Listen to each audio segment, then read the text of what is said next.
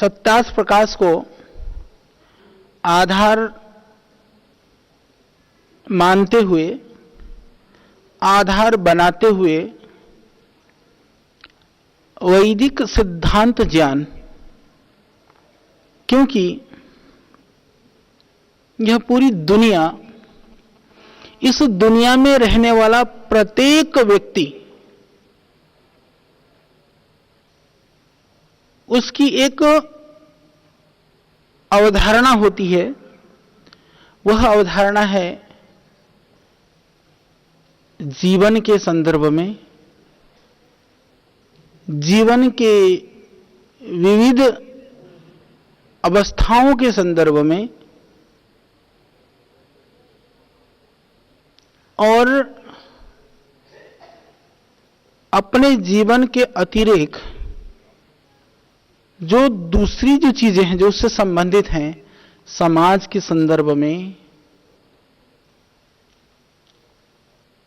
या हम यूं कहें कि जैसे ऋषियों ने कहा ना कि जीवन के जो पुरुषार्थ चतुष्टय है ना, धर्म अर्थ काम मोक्ष, इनके संदर्भ में भी हर व्यक्ति की एक अपनी अवधारणा होती है। उन व्यक्तियों की अवधारणाओं को एक स्वरूप में बांधने का काम हमारे प्राचीन ऋषियों ने बहुत तप के बाद में, पुरुषार्थ के बाद में उस कार्य को किया। इसीलिए जितने ज्यों हम ऋषियों के अनुरूप अपने आप को बनाने का प्रयास करते हैं, त्यों हमको यह दिखाई देने लगता है कि इसमें बहुत सारे भेद नहीं हैं। या हम उसको दूसरे शब्दों में कहें तो हम ऐसा कह सकते हैं कि इन सबको मिलाकर के हमको एक सही स्वरूप तक पहुंचने में हमको सहायता एक प्राप्त होता है, उससे सहयोग मिलता है हमको। दूसरे अर्थों में ज्यों हम उससे विमुख होते जाते हैं, फिर इन सैद्धांतिक विभेदता की स्थिति ज्यादा बढ़ती जाती है। इसलिए दुनिया के अंदर में जहां जहां हम ऋषियों के अनुकूल हैं, वहां पर भिन्नताएं नहीं हैं, और जहां जहां पर प्रतिकूलताएं हैं, जैसे कहें कि वहां अनुकूलता नहीं है। अनुकूलता भी नहीं, मैं यूं कहूं कि जहां ऋषियों के अनुकूल नहीं है, जो हमारा सोच विचार, वहां पर बहुत सारे भेद हैं। तो इस भेद को समाप्त कैसे किया जा सकता है? उस भेद को समाप्त तब किया जा सकता है, शंका का समाधान तब किया जा सकता है जब हमारी जो बुद्धि है, हमारा जो सोच है, वो ऋषियों के अनुसार हो, शास्त्रों के अनुसार हो। हालांकि जानने मात्र से सब कुछ का समाधान नहीं होता है, पर जानने से प्रवृत्त होने में उससे सहयोग प्राप्त होता है। तो इसलिए जनाने का प्रयास सत्यार्थ प्रकाश के माध्यम से है। हम लोग विविध तरह के लक्षण आदि के विषय में शास्त्रों के प्रमाण आदि से अलग अलग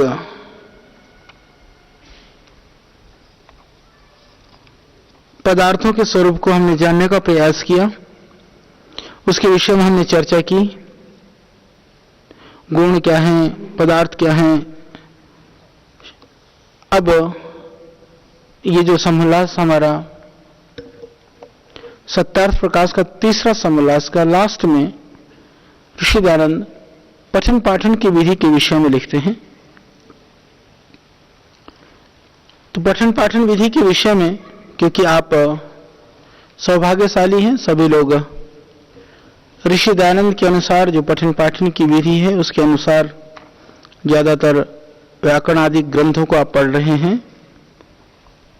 पठन पाठन का प्रयोजन ऋषि दयानंद के हिसाब से भी आप देखेंगे, पहला जो प्रारंभ है जिसको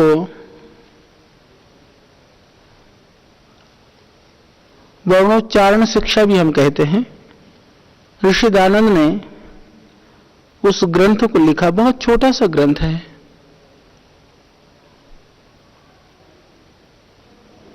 कि अक्षर क्या है। अक्षरम नक्षरम विद्यात वर्णो तेरवा सरोक्षरम वर्णम बाहु पूर्व सूत्रे किमर्थम उपदिश्यति। हमने पढ़ा था कभी 25-30 साल पहले, पर अभी भी याद है। शब्द क्या है? आकाश वायु प्रभव शरीरात समुच्चरण वक्रम उपैदिनादः। इस तरह के जो शब्दों के अर्थ हैं, ये बहुत गहरी बात है। हम बहुत छोटे बच्चे को हम बताते हैं कि अक्षरम नक्षरम विद्यात। ये छोटी बात नहीं है, ये बहुत बहुत गहरी बात है। यानी जीवन के सबसे बड़े रहस्य को हम पठन के प्रथम दिवस में सिखाते हैं कि दुनिया में अब इतने सारे अनुसंधान होने के बाद में यह सिद्ध हुआ है कि जो शब्द है वो भी कभी नाश नहीं होता है। जैसे मैं बोल रहा हूं, शब्द का गुण क्या है? आकाश। आपने सुना, कुछ आपके अंदर चला गया, नहीं सुना, वो आकाश में चला गया। पर यह ध्यान रखना, वो समाप्त नहीं हुआ, वो कभी समाप्त ही नहीं होता है। अक्षर जो शब्द है, अक्षर शब्द का जो अर्थ है, वो अर्थ ही है कि जिसका कभी नाश होता ही नहीं है। तो अक्षर लिखने का नाम नहीं है, वह तो उच्चारण का नाम है। क्योंकि लिखे का उच्चारण नहीं होता है, उच्चारण को लिखा जाता है, यह ध्यान रखना। लिपि बाद में है, शब्द पहले है। इसीलिए हम लिखे को नहीं बोलते हैं, बोले को लिखते हैं। इसलिए शास्त्र में भी ये कहा जाता है, यस्मिन् ऋचः साम यजुंसी यस्मिन् प्रतिष्ठिता रचना वा विभार। जो हम कहते हैं ना कि जो शास्त्र है, जो ज्ञान है, जो विद्या है, वह अंतर में है। तो हम लिखे को नहीं बोलते हैं, अंदर से जो स्फुटित, जो स्फुरणा होती है, जो बाहर निकलती है चीज, उसको लिखा जाता है। और इसीलिए वेदों को हम प्राचीन काल में एक और शब्द से भी जानते हैं। वेदों को हम क्या कहते हैं? श्रुति। वेदों को श्रुति क्यों कहा जाता है? क्योंकि वह श्रुत परंपरा से वो विधा रक्षित रही। लिख करके वेद रक्षित नहीं हुए, हमने सुना, उन शब्दों को अंतर में धारण किया, सुनते रहे और उसको, उस परंपरा को हम आगे बढ़ाते रहे।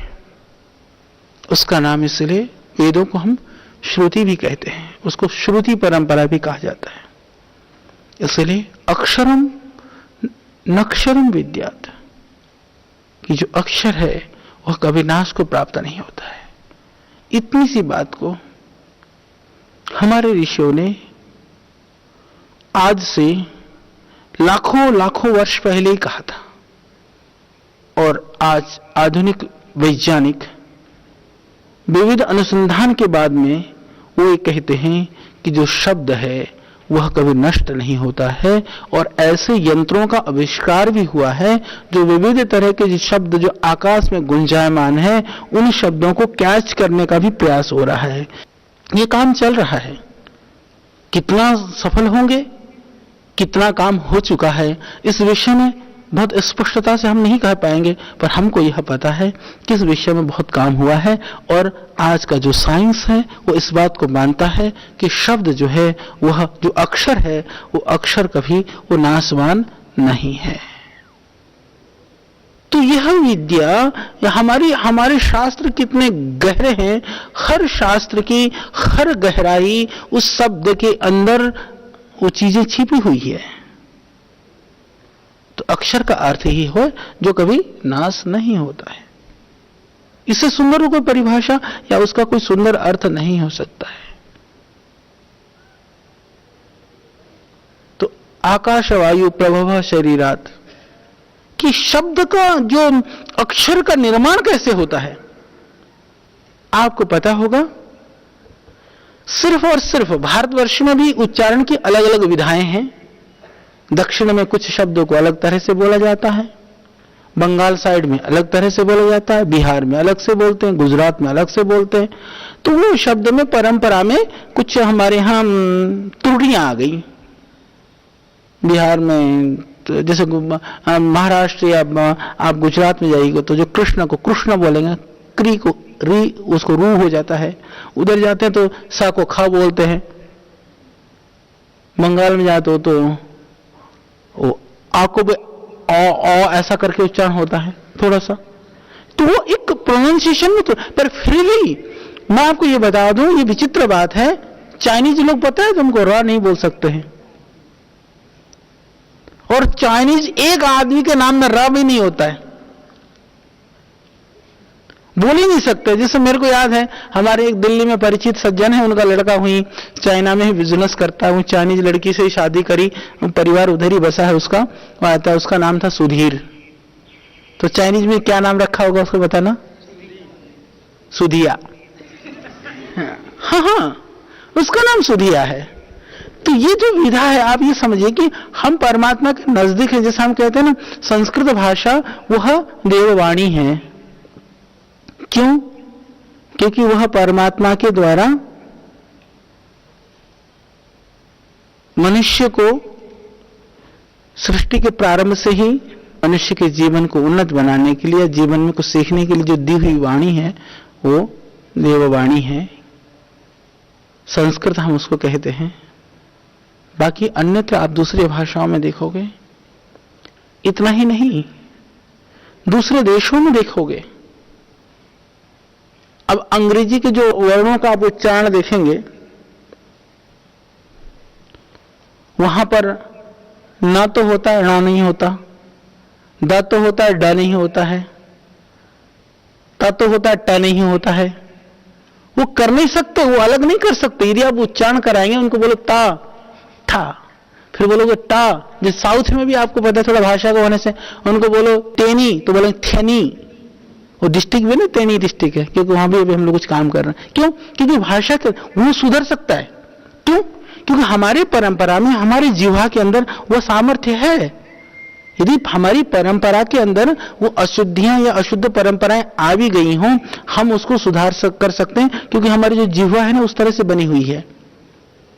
पर यदि एक अंग्रेज को पूरी ताकत लगा दो, उसको ठा को टा कराना हो, टा नहीं कर सकता। वो बीच का ही करेगा, टा और टा के बीच में बोलेगा वो। ढा नहीं करा सकते उसको। ड कभी बुलवा लेके देख लो, ड में क्या करना पड़ता है? पूरी जीवा को लपेटनी पड़ती है। वो ऐसे बोलते हैं, उन जो बोलते हैं, ये सिर्फ वो जो तालब, जो दंत ओष्ठ वाला जो प्रयोग है वो करते हैं। जीवा को दांत में टकरा करके बोलने वाले शब्दों को तो आराम से बोलते हैं वो, ता थ द ऐसा वाला। ड ढ, ये जब जीवा को तालू की तरफ ले जाना पड़े, वो नहीं हो जाता है, वो जीवा लपेटे में नहीं आएगा कभी भी। ये सत्य है। तो जो यदि हम शब्दों की यदि बात करें, इतनी, जैसे अभी आपने सुना होगा, आप लोग सब पढ़ते रहते हो, लोग बोलते भी रहते हैं, हमने भी सुना, पता किया कि कंप्यूटर के अंदर सबसे उपयुक्त भाषा क्या है, उसने स्वीकार किया संस्कृत। संस्कृत का कारण क्या है? संस्कृत भाषा हम जैसा लिखते हैं हम वैसा बोलते हैं, जैसा बोलते हैं वैसा लिखते हैं। दुनिया में ऐसी कोई भाषा नहीं है दूसरी। जो लिखा जाता हो वही बोला जाता हो, जो बोला जाता हो वही लिखा जाता हो, दोनों काम नहीं होता है। बहुत सारा कुछ कहीं ना कहीं लिखा कुछ जाता है, बोला कुछ जाता है, पहली बात। दूसरी बात, संस्कृत में आप देखेंगे कि हम एक एक अक्षर के पीछे कि जो बोलते हैं वो लिखते हैं, इसका प्रमाण क्या है? जैसे अक्षर की उत्पत्ति की बात की गई कि यहां जैसे हमने कहा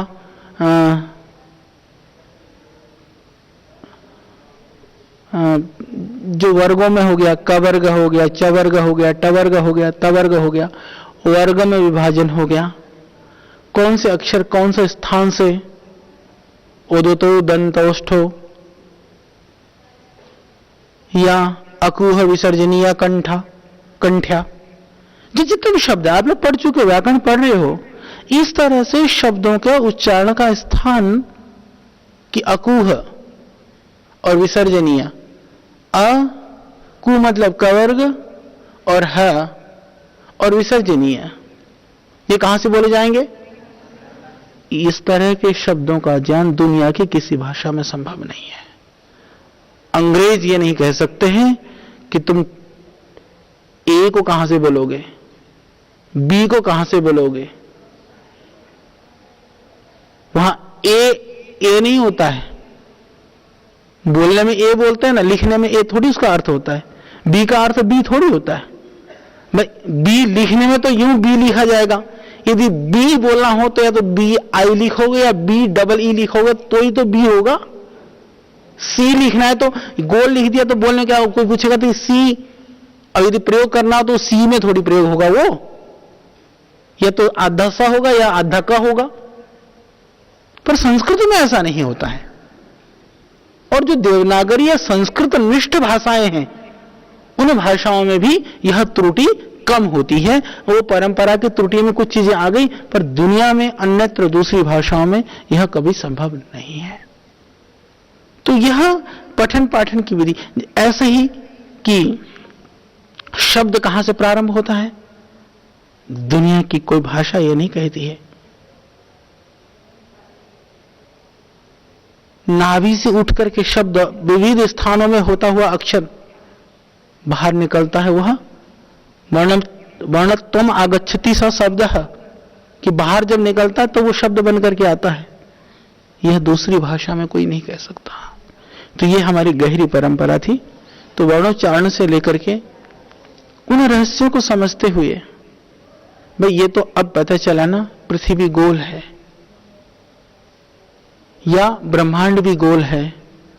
हमारे यहां तो लाखों साल पहले पता था, कितना सरल था, आराम से क्या कहा, खगोल, भूगोल, खचपटा, भूचपटा, ये तो नहीं कहा था।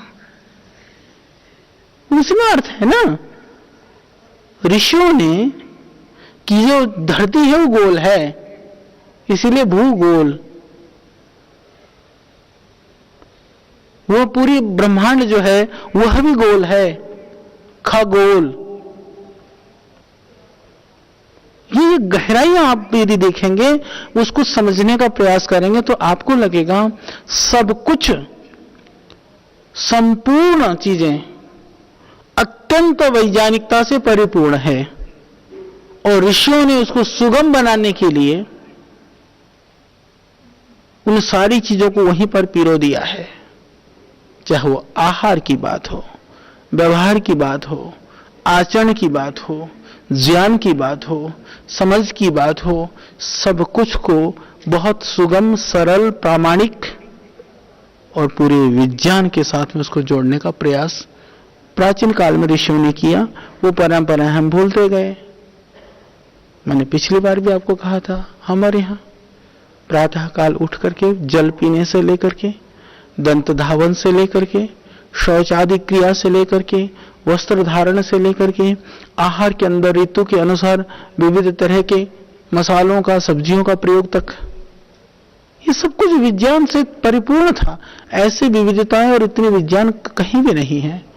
जैसे हमको सब जो सब्जी पकाने वाली माताएं बहनें होती हैं, पूरे भारतवर्ष के अंदर पता है कि जो जिसको कद्दू बोलते हैं ना, पिट्ठा, कद्दू कई जगह लौकी को भी बोलते हो, जो वैसा वाला गोल वाला जो कद्दू होता है, तो हर माता को पता है कि उसकी सब्जी बनेगी तो छौंक किसके लगाएंगे? जीरे की तो सब में लगती है बंधु, मेथी लगाई जाती है ना। मेरे को भोजन पकाना आता है, समझ ने बताया होगा ना, हमने गुरुकुल में रोटियां भी बहुत पकाई।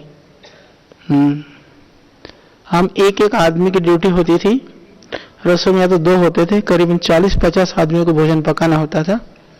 2 आदमी हम मस्ती से पका लेते थे, ठीक है, और बढ़िया रोटी भी बनाकर अभी भी खिला सकते हैं। तो बात यह है, सब कुछ ज्ञान होनी चाहिए ना, भोजन पकाने की भी होनी चाहिए, खाने का ज्ञान तो हालांकि सबको है, हाँ, तो पकाना भी आना चाहिए। तो ये जो ज्ञान है, यह परंपरागत जो चीजें हैं, ये हम सबको परंपरा से मिल रहा है। पर यह परंपरा कहीं तो शुरू ही होगी। खगोल शब्द कभी किसी ने बनाया तो होगा ना, या भूगोल शब्द किसी ने कभी बनाया होगा। तो क्या आप ऐसा मानते हो कि उस आदमी ने तुक्के में इस धरती का नाम भूगोल रख दिया? कभी नहीं। उनको पहले ज्ञान था, इसके बाद में उस नाम को रखा गया। जैसे मैंने आपको बहुत छोटे छोटे उदाहरण देकर के समझाया, सब्जी में ये डालना है। अच्छा ये बताइए, ये किसने सिखाया कि सर्दी में तेल खाना है?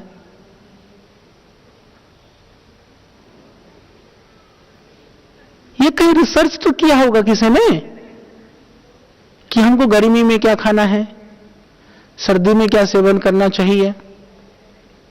एक बात। दूसरी बात, प्रकृति के अंदर भी आप देखोगे, कभी सोचना, हिमालय में कभी तुमने खरबूजे और तरबूज लगे देखे? यदि वहां लगा देता तो भगवान खरबूज पैदा कर देता। और कहां पैदा करता? रेगिस्तान में, राजस्थान में, जहां रेतीली जमीन है, जहां पानी भी नहीं है, वहां खरबूज और तरबूजा होता है। क्यों? भगवान को पता है कि यहां जरूरत है उसकी ज्यादा। यदि पहाड़ पे पैदा करते, एक तो लाने का, ट्रांसपोर्ट का इतना खर्चा लग जाएगा, और वहां का आदमी ज्यादा खा ले तो उसे ठंड से मर जाएगा। तो भगवान वहां पैदा करता है। और वहां क्या पैदा करता है? बादाम कहां होता है? हिमालय में, गर्म होता है। अनाज में भी अजवाइन, गर्म चीजें, आप देखना, प्राकृतिक रूप से वह द्रव्य वहां पर पैदा होते हैं जहां के लिए वो ज्यादा उपयुक्त होते हैं। इसीलिए ऋषियों ने कहा कि जो पदार्थ जिस देश में पैदा होता है, उस देश के लोगों के लिए वह पदार्थ ज्यादा उपयुक्त होता है। हम आयुर्वेद की बात क्यों करते हैं, जड़ी बूटियों की बात क्यों करते हैं?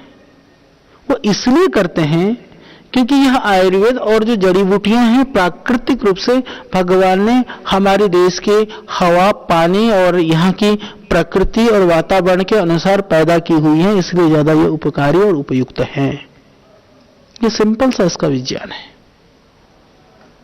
और इससे आगे भी यदि आप सोचोगे, एक समझने की बात ये, जैसे कोई विषैली चीज है,